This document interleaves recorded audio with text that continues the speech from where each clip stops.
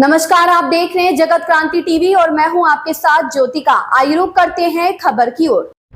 हरियाणा के सामाजिक एवं न्याय अधिकारिता मंत्री कृष्ण कुमार बेदी ने कहा कि वर्तमान भाजपा सरकार ने 18 अक्टूबर को कैबिनेट में वंचित, शोषित व पीड़ित वर्गों को उनका हक दिलाने के लिए देसी समाज के वर्गीकरण को बहाल करने का काम किया है, जो हरियाणा के वंचित परिवारों को ऊपर उठाने की दिशा में बड़ा कदम है।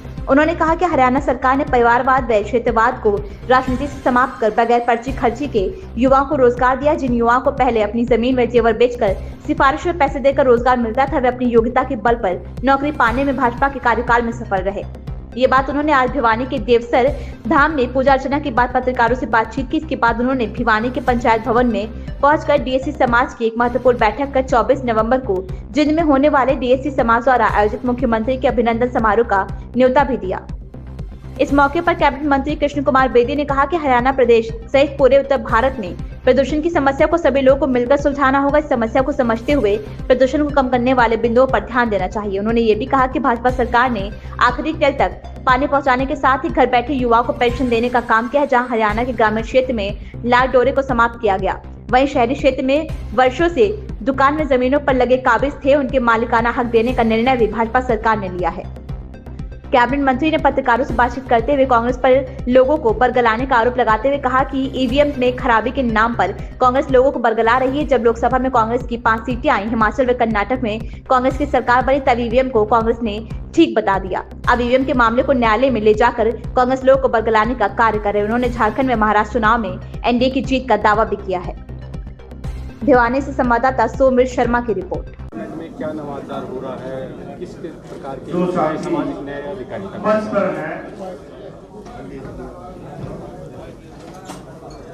आज भिवानी के इस पंचायत घर में मेरे साथ हमारे लोकप्रिय विधायक भाई कपूर सिंह वाल्मीकि जी, हमारे रिटायर्ड अधिकारी और डीएससी समाज के बड़े नेता आदरणीय भाई अमरजीत जी, प्रोफेसर जयेंद्रन जी, हमारे बड़े भाई शंकर धूपड़ जी, हमारे आजाद जी वाल्मीकि, हमारे हर्षवर्धन जी मान, जो महामंत्री की जिम्मेदारी इनके पास जिलेगी, और शिवराज जी, और उसके साथ साथ डीएससी समाज के हमारे बहुत ही वरिष्ठ साथी यहाँ पर उपस्थित हैं। 50 साल की हमारी एक मांग थी कि हमें आरक्षण में वर्गीकरण का लाभ दिया जाए। 1994 में उस मांग को भजनलाल जी ने मान भी लिया था, परंतु हुड्डा जी की जब सरकार आई तो दोबारा से उस पर कुठाराघात किया गया कोर्ट का सहारा लेकर, जबकि कोर्ट का फैसला तो पंजाब के वर्गीकरण के खिलाफ भी आया था, परंतु पंजाब की सरकार ने रातों रात सभी सेशन बुलाकर उसको एक्ट का रूप देने का काम किया। परंतु भूपेंद्र सिंह हुड्डा जी ने, जो हमें आरक्षण का लाभ शिक्षा में भी मिला था, रोजगार में मिला था, स्टे तो रोजगार पर था, परंतु उन्होंने शिक्षा में भी उसको धक्के से लागू करा दिया। तो मैं नायब सिंह सैनी जी का आभार प्रकट करता हूं, सर्वोच्च न्यायालय का आभार प्रकट करता हूं, बीजेपी के नेतृत्व का आभार प्रकट करता हूं कि उन्होंने 18 अक्टूबर को विधानसभा का सेशन शुरू होने से पहले ही कैबिनेट में इस पर मोहर लगाकर उन वंचितों को, शोषितों को, पीड़ितों को दोबारा से वह लाभ देने की शुरुआत की। उसके लिए आज हमने तय किया है कि हमारे हरियाणा प्रदेश के लोकप्रिय मुख्यमंत्री आदरणीय नायब सिंह सैनी जी का हम अभिनंदन और स्वागत एकलव्य स्टेडियम जींद में करेंगे, और उसी की तैयारी के निमित्त मैं आज भिवानी में अपने सभी भाइयों से मिलने के लिए आया हूँ। और आप सभी के भी मुझे दर्शन करने का मौका मिला, इसी बात के साथ मैं अपना विषय समाप्त करता हूँ, क्योंकि मुझे अगले कार्यक्रम अभी दादरी भी जाना है, उसके बाद रोहतक भी जाना है, फिर जींद भी कार्यक्रम की तैयारी के लिए जाना है।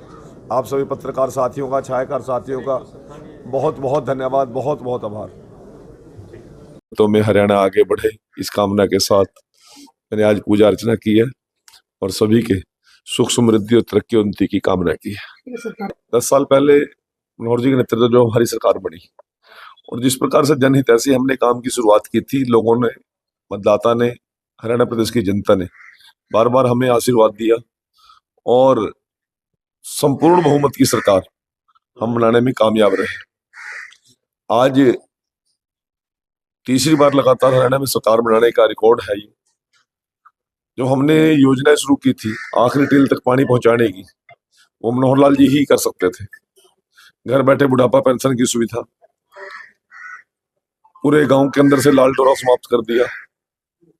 शहरों के अंदर जो सैकड़ों सैकड़ों सालों से लोग काबिज थे परंतु मालिकाना हक नहीं था उनके पास, उनको मालिकाना हक दे दिया। 24 घंटे बिजली, बिना खर्ची बिना पर्ची नौकरी और भय मुक्त और भ्रष्टाचार मुक्त शासन देने का हमने काम किया। परिवारवाद पर चोट मारी, क्षेत्रवाद पर चोट मारी। हरियाणा एक, हरियाणवी एक की तर्ज पर हमने पूरे प्रदेश में समान रूप से जो कार्य किए हैं। आज गरीब से गरीब का बेटा भी बढ़िया से बढ़िया रोजगार लेता है, परंतु उस रोजगार लेने में उनकी जमीन नहीं बिकती, उनके जेवर नहीं बिकते। ये जो शुरुआत की थी उस पर लोग बार बार हमें मैंडेट दे रहे हैं और जो मैंडेट दिया है लोगों का आशीर्वाद है। जब लोग ज्यादा विश्वास करते हैं तो उम्मीदें भी लोगों की बढ़ती हैं और हम ये वादा करते हैं कि लोगों की उम्मीदों पर खरा उतरने का काम करेंगे। अब पता नहीं कौन से ख्यालों में कांग्रेस के लोग हैं, अभी तक उलझे बैठे हैं। उनको अभी तक विश्वास ही नहीं हो रहा कि हरियाणा की जनता ने उनके खिलाफ मतदान किया। तो आज वो किस प्रकार की योजना बना के बैठे हैं मुझे तो पता नहीं लग रहा, परंतु वो बिना वजह ईवीएम पर जब 5/5 उनको सीटें मिली तब तो कहते थे ईवीएम ठीक थी। हिमाचल में सरकार बनी, कर्नाटक में सरकार बनी, हरियाणा प्रदेश के अंदर भी वो 37 सीटें ले गए तब तो ईवीएम ठीक थी। आज ईवीएम खराब हो जाती है। वो तो महकमे बांटे बैठे थे, सरकार के अंदर ओहदे बांटे बैठे थे, उनको आज होश ही नहीं है, बेहोशी की हालत में है वो।